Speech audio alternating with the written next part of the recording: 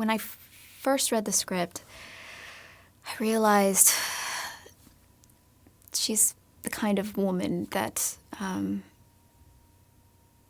I guess you just aspire to be, because she's all goodness and all trusting, forgiveness, all love.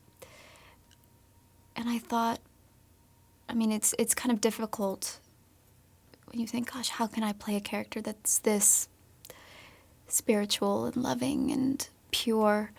And then I kind of realized that the way into her was her love for her children.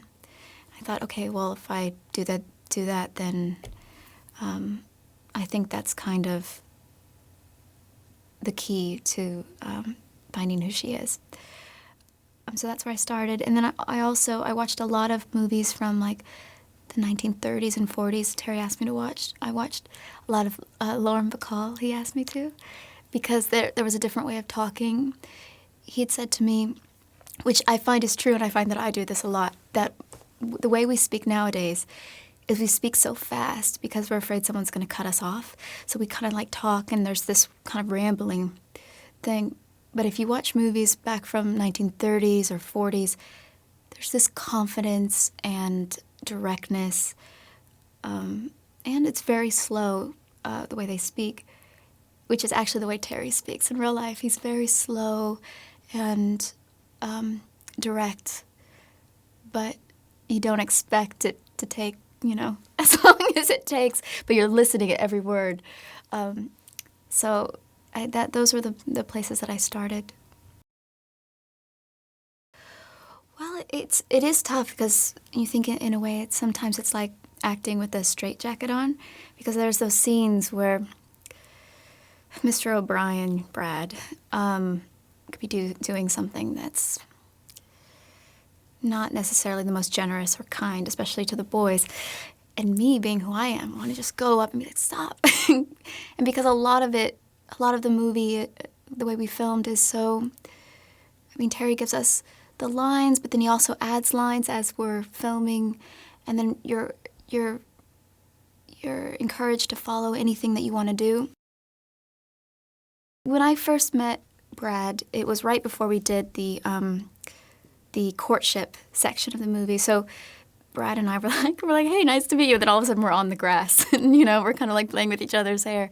And he was incredibly nice and funny and charming and smart and just a really great guy. And then the next time we worked together, we're jumping right into the marriage and with the children. And he was so brave and generous by not being, hey, I'm likable Brad, and I'm like, he really went for the difficult, scary scenes, especially with the boys, that it's really hard for someone to do because everyone wants to be liked. But he was just 100% committed to the story that we needed to tell, and he was so inventive. My scenes with him, we didn't know what was going to happen. Every time we would go, we really didn't know where we were going to be, and working like that with another actor is such a gift, and it's this ultimate freedom. And he is phenomenal, I think, in this film. For this woman who left school, I had this whole backstory that I talked about with Terry. She didn't finish college, and she got married really, really young and started to be a mother very, very young.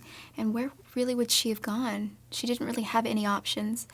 And also I think she really loved her husband, and I think she knew her children loved her husband.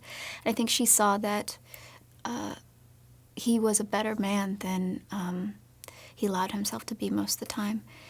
And so there is that kind of stand by your man element, especially, talking to my grandma, that she said that people had. You don't give up on people quite as easily as you may nowadays.